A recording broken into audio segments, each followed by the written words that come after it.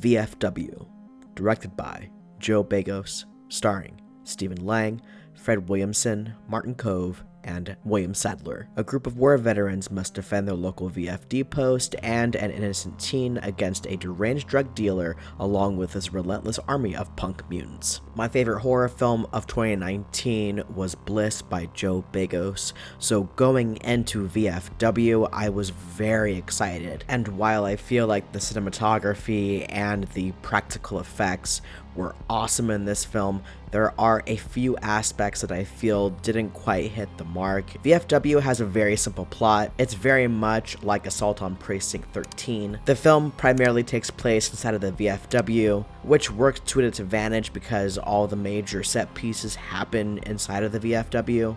The major standout with this film is the practical effects and the gore. Just like in Bliss, it's fantastic. The cinematography, the lighting, and the color tones are beautiful in this film. It's very Carpenter-esque. Again, it feels like Assault on Precinct 13. It has that retro wave style to it. Also feels like a grindhouse movie, one of those midnight films you'd watch. The soundtrack is also Carpenter-esque, and it works really well within this film. There's also some really good explosions in this movie, and it was cool seeing Begos go more for an action horror type of vibe with this film.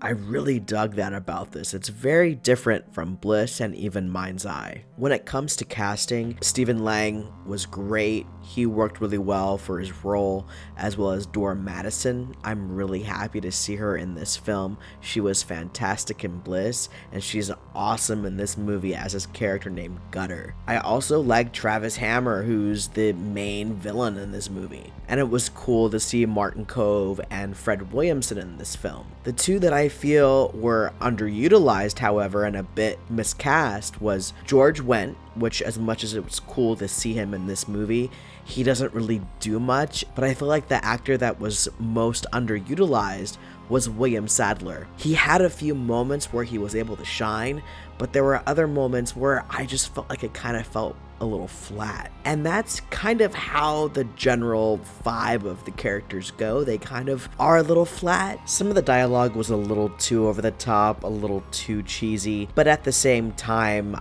I think of it as an homage to those exploitation and grindhouse movies, and it generally feels like an early 80s, late 70s grindhouse film. It's super over-the-top macho, and it's these old grizzled guys who are still able to kick some ass. This for me is a high weekend rental. There's a lot of really good ideas and some execution that's really well done, especially when it comes to the practical effects, the gore, and the violence.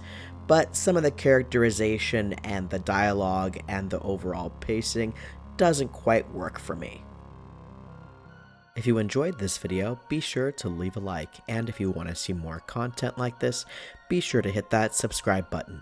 Thank you so much for coming by, and I'll see you guys next time.